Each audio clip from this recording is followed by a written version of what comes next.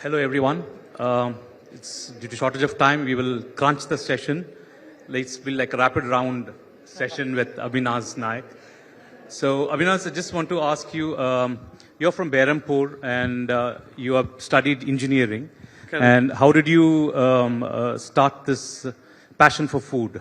So I always introduce myself as I'm an engineer who cooks. So food has always been a big part of my life. I was always around food, watching my dadi, my mom cook a lot of pitha, pona, and all the relatives when they're around. A lot of food was in the home. But I started cooking very long, around like 8-9 years back. I started cooking. But before that, I was only at the end of the journey. I was at the plate just to eat.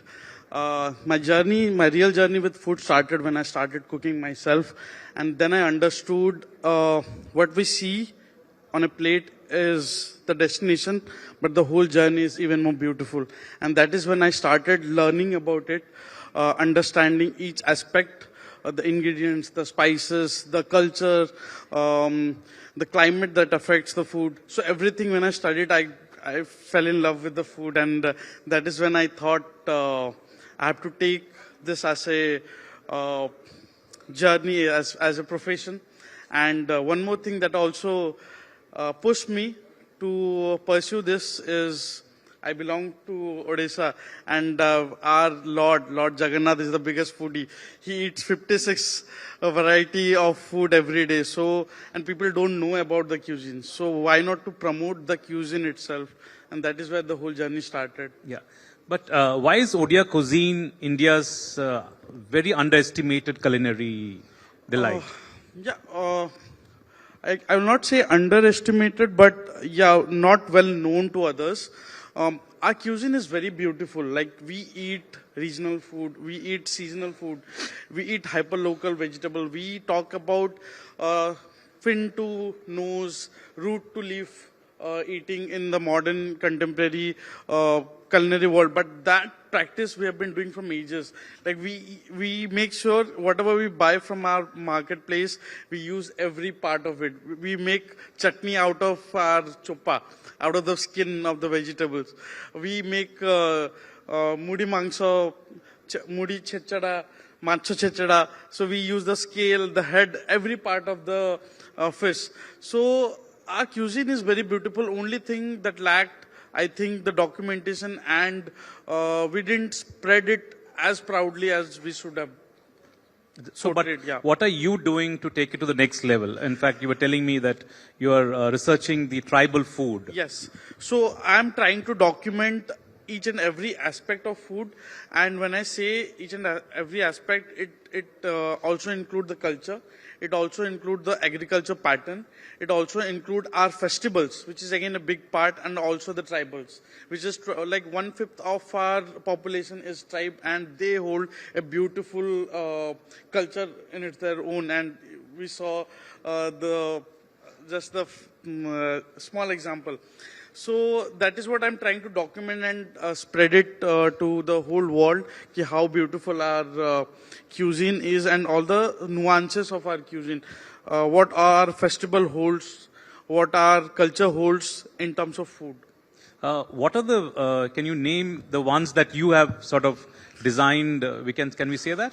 Yeah, I think people know me more for my chicken besara. Mm-hmm. I think when I auditioned for Masterchef, the only thing that I had in my mind is to tell a story. Actually, two agenda I had. One, to impress the judges. Mm-hmm. Of course, I was going for a contest, so I had to impress them. But the second mission that I had is to tell people that we are losing a lot of recipes. We are losing a lot of recipes that are beautiful, and chicken besara was one of them. Wow. So that is one you can say. And apart from that, a lot of pithas and sago is the leafy vegetables that we eat is a big part that I would like everyone to celebrate and eat it when it's season. You're innovating by reviving the tribal food, as you said. Yeah. But lately the millets has been the sort of the flavor of everyone, you know, in this Amrit Kal. So why is it millets coming back to, are we reviving it? Wasn't it already there? For Odias and like I have been eating millet in a smaller quantity from my childhood, but again, like the milk revolution came when we all wanted to have a lot of milk. Like the green revolution came when we wanted to produce a lot of rice and wheat, and that is when we lost millet. And now we are coming back because of the climate change and everything to millet, and I think it's the correct time just to revive it. Those who have been eating it, they should continue eating, and those who are not familiar with millets, I think this is the best time to get acquainted to millets, to understand the benefits, and create new recipes out of them. Okay. Can you tell me 5 dishes, audience, or we should preserve or we should not give up? I think there are a lot of recipes, but to pick, the pakhala is one thing that will never go. I think we all Odias will never leave pakhala.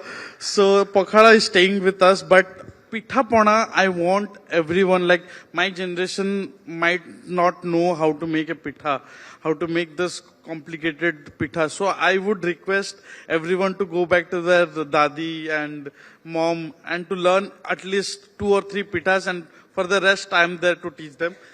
Pitha is second thing. Third thing is our bodies and the dried ingredient like body, then bamboo shoots, the fermented thing. So that is the fourth thing. And last thing, I think, again, mandia. Jau bhato is what I love. I used to eat with mandia. So I think millet also we should not leave, and we should practice eating even more and include in our daily life. Now to wind up. Yeah. Who owns the rasgulla? I think that would be a long story, but let me tell you,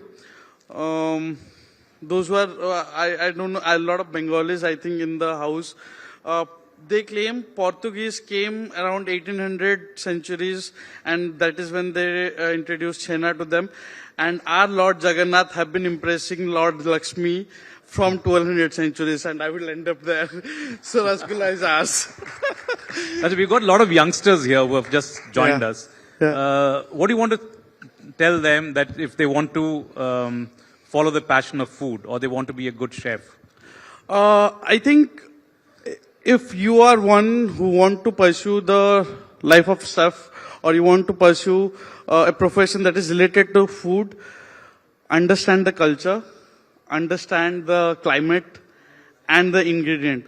I think these 3 factors, if you understand well, then you can create number of recipes and number of dishes, curate whatever you want. But these are the primary pillars which will make you a good chef. And for rest, the academy is there. But these 3 are the prime important things for any cuisine. Thank you so much, ladies and gentlemen. Let's give them a round of applause. Thank you so much, Abinas. Thank you. My pleasure. Thank you so much.